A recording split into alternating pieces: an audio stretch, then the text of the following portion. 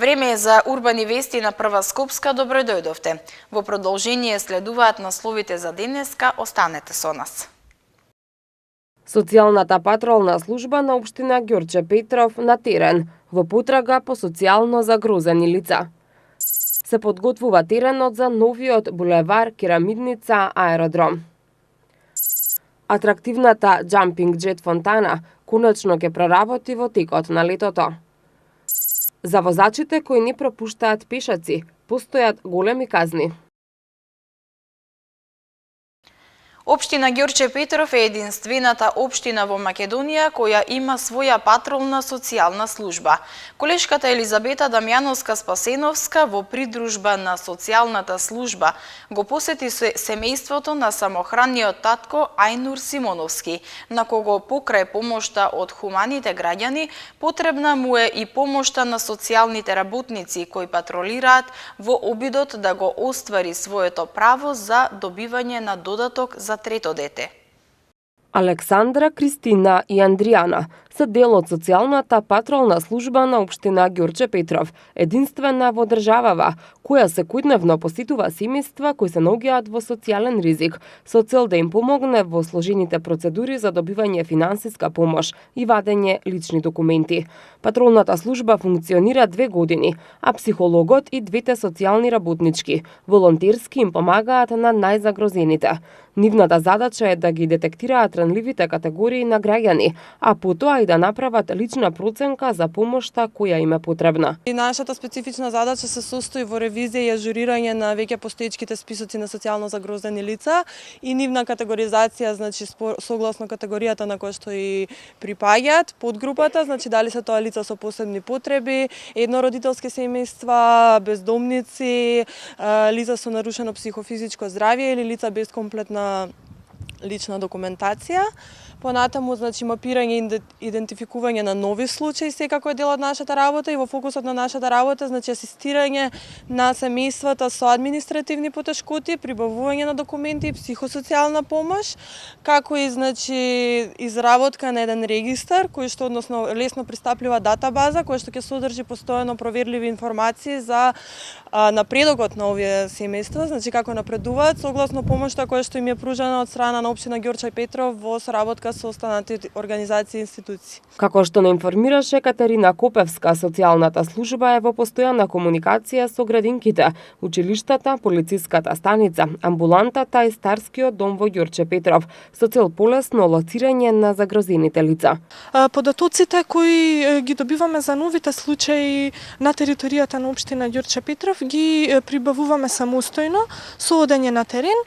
Исто така добиваме и податоци и од институциите кои се наоѓаат на територијата на општина Ѓорче Петров, како што се Геронтолошкиот завод 13 ноември, поликлиниката, полициската станица, градинките, основните училишта, како и местните и урбаните заедници. Исто така стваруваме соработка и со невладините организации кои се на територијата на општината, но имаме и отворена соработка и со сите преостанати организации и институции кои можат да допринесат за добро состојбата и решавање на статусот на социјалните случаи. Сепак и покрај добрата намера која ја имаат девојките од тимот, неретко се соочуваат со висок степен на недоверба кај семејствата кои ги посетуваат. Како резултат на тоа, соработката се одвива отежното, но добрата намера се препознава, а со тоа и довербата во институциите се враќа, вели Андријана Тасевска. Тимот на социјална патрола врши увид и посета во домот на семејствата, воедно и се соочува со одреден број на недостатоци. Дел од тие недостатоци се неинформираност на семејствата кои ги посетуваме, првична недоверба кои потешко покажуваат и потешка достапност до семејствата. Жителите на општина Ѓорче Петров треба да знаат за постоењето на тимот на социјална патрола и воедно на полесен начин да ја контактираат доколку имаат административни и останати проблеми.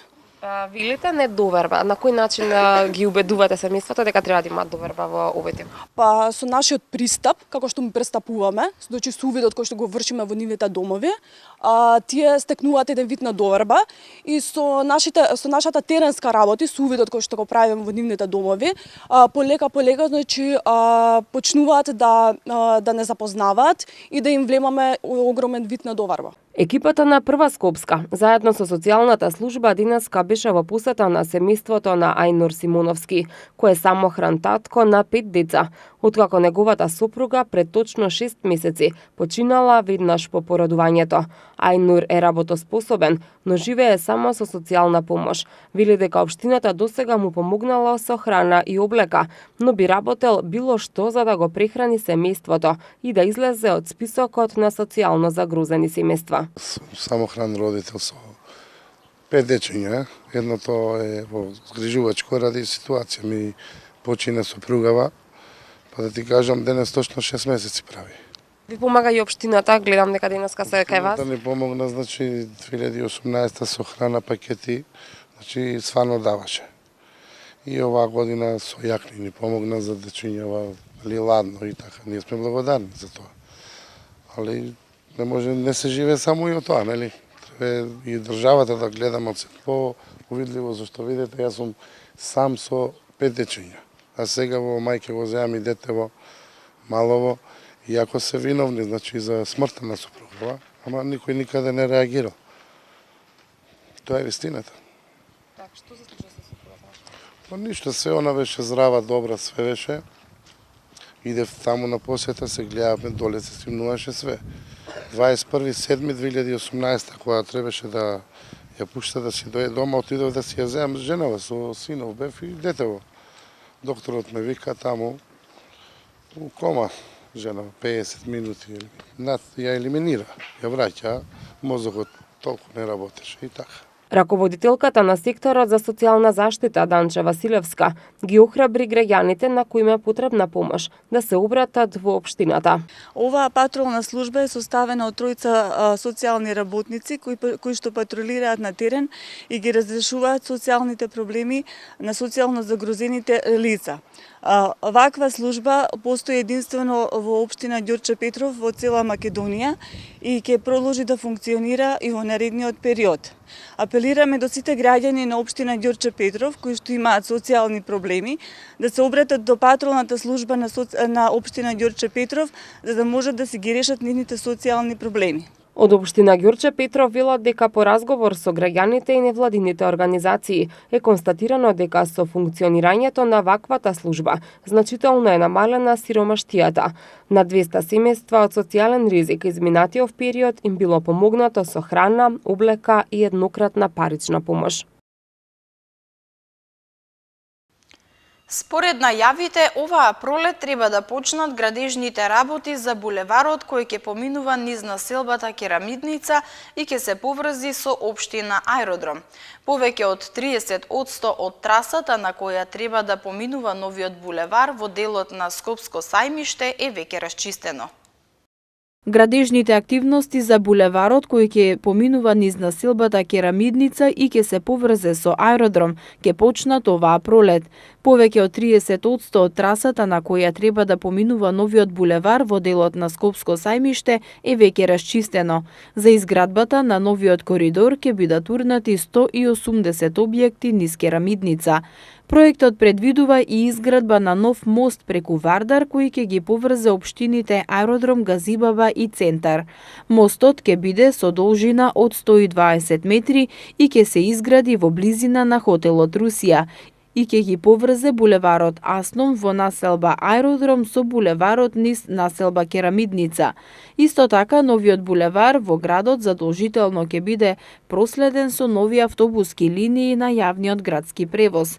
Целта на изградбата на новиот булевар е да се растерети сообраќајот во Скопје и да се овозможи побрз проток на возилата. Jumping Jet фонтаната, која се наоѓа на просторот меѓу фонтаната Воин на конј и влезот во камениот мост, официјално беше пуштена во употреба во 2015 година и представуваше вистинска атракција за минувачите, а особено за децата.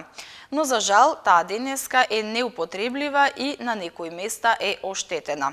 Од јавното предпријатие Водовод и канализација велат дека оваа фонтана повторно ќе проработи во текот на летните денови, откако ќе заврши целосната санација на оштетените делови.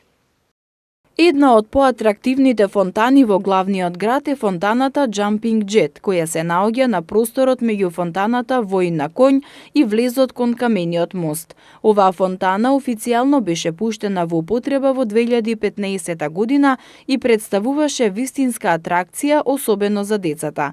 Фонтаната има правоаголна форма, со димензии 20 на 10 метри и вкопано армирано бетонско корито. Површината врз армираното бетонско корито е изработена од светло-сиви гранитни плочи. На плочите од Jumping Jet фонтаната поставени се LED светилки со отвори за вградување млазник. Фонтаната ја сочинуваат 128 млазници и 128 светилки, но таа денеска е неупотреблива и на некои места е искршена. Со одлуката за отстранување на чување, одржување, заштита и користење на фонтани, донесена од страна на Советот на град Скопје на својата 14-та седница, која се одржа во јуни минатата година, надлежноста за одржувањето на фонтаните во централното градско подрачје се префрлени на јавното предпријатие Водовод и канализација. Со цел да дознаеме во каква состојба е фонтаната и за одговор се обративме во јавното предпријатие Водовод и канализација. Оттаму ни рекоа дека процедурата за преземање на надлежностите е во тек. По завршување на правните работи ќе биде распишан тендер, пошто екипите ќе почнат со санирање на оштетените делови на фонтаната и со мало задоцнување. Во текот на летото атрактивната фонтана повторно ќе проработи. Многу често се случува пешаците да бидат жртви во сообраќајот, особено во периодот кога е најголемиот метеж во главниот град. За непочитување на сообраќајните правила за возачите следуваат и големи казни. Граѓаните бараат од полицијата да се воведе поголема контрола за поголема безбедност на пешаците. Секојдневно во билтенот на МВР може да се прочита колку граѓани биле тешко или полесно повредени и колку го загубиле животот во сообраќајни несреќи, кои за жал секогаш настануваат поради невнимание и непочитување на правилата за возење. Многу често се случува пешаците да бидат жртви на сообраќајни несреќи, особено во главниот град во период кога е најголемиот метеж во сообраќајот. Пешаците се една од најранливите категории, па затоа треба да се внимава за поголема безбедност, а за возачите кои не внимаваат на пешачки премини, постојат и поголеми казни. Возачот е должен да обрне внимание на пешаците кои се наоѓаат на коловозот или кои започнале да чекорат по коловозот. Кога приоѓа кон обележан пешачки премин, возачот е должен да управува со возилото и да вози со таква брзина што овозможува во секој случај на потреба да го запре возилото пред пешачкиот премин. На делот од патот по кој се движат деца или се поставени сообраќајни знаци за учество на деца во сообраќајот, возачот е должен исто така да вози со особена предпазливост и со таква брзина што ќе овозможи да го запре возилото во случај на потреба. За непочитување на овие правила предвидена е глоба во износ од 200 евра во денарска противредност. Граѓаните велат дека голем дел од возачите возат пребрзо и не ги почитуваат сообраќајните правила. Тие бараат од полицијата да се воведе поголема контрола за поголема безбедност на пешаците во сообраќајот. Комунална хигиена расчисти 20 кубни метри отпад од приватен двор во Лисиче. Вози велосипед за почист свет во општина Бутел.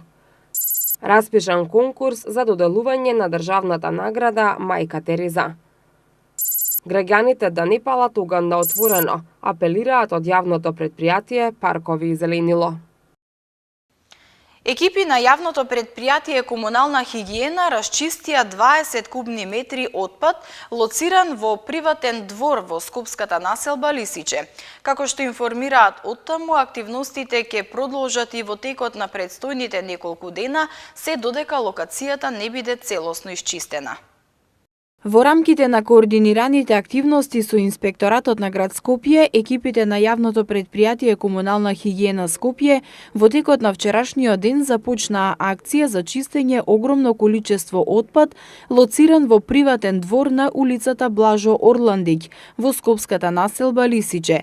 Како што информираат од јавното предпријатие, досега се подигнати и транспортирани приближно 20 кубни метри кабаст и мешан комунален отпад, а активностите ќе продолжат и во текот на предстојните неколку дена, се додека локацијата не биде исчистена во целост. Во расчистување на дивата депонија дневно се ангажирани по 10 работници на јавното предпријатие Комунална хигиена Скопје. Отпадот се подигнува со втоварувач, а се транспортира со 3 специјални комунални возила, соопшти јавното предпријатие Комунална хигиена Скопје. Оттаму ги информираат граѓаните дека одлагањето на отпадот надвор од поставените садови представува прекршување на законот за јавна чистота и истовремено директно влијае врз загадувањето на животната околина. Утре завршува 10-дневната манифестација Денови на екологијата во општина Бутел. Завршната манифестација ќе содржи екодефиле на велосипеди, а ќе бидат прогласени и најдобрите 3 тима од основните училишта во Бутел, кои работеа на еколошки теми во изминатите 10 дена. Пред споменикот на Никола Јонков Вапцаров во паркот пред општина Бутел. Утре со почеток во 11 часот ќе се одржи завршната манифестација еко-дефиле на велосипеди, со што ќе бидат затворени 10 денови на екологијата во општина Бутел. Како што информираат од општината, на манифестацијата ќе бидат прогласени најдобрите 3 тима од основните училишта во општина Бутел, кои работеа на различни еколошки теми во изминатите 10 денови. Ќе биде избран најуспешниот екострип, а ќе бидат доделени и пофалници, благодарници и планинарски ранци. Од 1 до 30 април ќе биде распишан конкурсот за доделување на државната награда Мајка Тереза. Со оваа награда се оддава признание за остварувања во областа на хуманоста и човечката солидарност. Одборот за државната награда Мајка Тереза распиша конкурс за доделување на наградата во 2019 година. Конкурсот ќе биде отворен од 1 до 30 април годинава. Со државната награда Мајка Тереза се оддава признание за остварувања во областа на хуманоста и човечката солидарност и за поттикнување и унапредување на меѓусебното разбирање и развој на соработката како меѓу народите, така и меѓу припадниците на различните заедници, култури и вери. Државната награда се доделува на поединци, група творци, екипи, установи, трговски друштва и здруженија на граѓани од земјава. Државната награда под условите определени во конкурсот може да се додели и на странски државјани, група творци, екипи и институции од странство. На секој член од наградената група, творци или екипи му се доделува диплома и еднаков дел од паричниот износ. На наградена установа, трговско друштво или здружение на граѓани им се доделува диплома и плакета. Паричниот износ на државната награда Мајка Тереза изнесува 5 просечни месечни плати во Република Северна Македонија, исплатени во последните 3 месеци на тековната година. Државната награда Мајка Тереза се доделува по правило секоја година. Во една година може да се доделат најмногу 2 награди. Со оглед на појавата на шумски пожари, која е зачестена во периодот, јавното предпријатие Паркови и зеленило апелира до граѓаните на зголемена предпазливост поради опасност од настанување на евентуални пожари на отворен простор. Во изминатиот период многу се актуелни пожарите на отворено, па затоа од јавното предпријатие Паркови и зеленило апелираат до граѓаните на зголемена предпазливост поради опасност од настанување на евентуални пожари на отворен простор. Неопходни мерки за намалување на опасноста од пожари и да не се пали оган на отворен простор, да не се врши палење на отпад и друг запалив материјал, како и да не се фрлаат од пушоци, од цигари и до горчиња. Ова се дел од препораките согласно Законот за заштита за испасување и Законот за шуми, како превентивно делување во заштитата од пожари на отворен простор. За утре метеоролозите најавуваат сончево време со мала до умерена облачност. Ке дува умерен до засилен ветер од североисточен правец.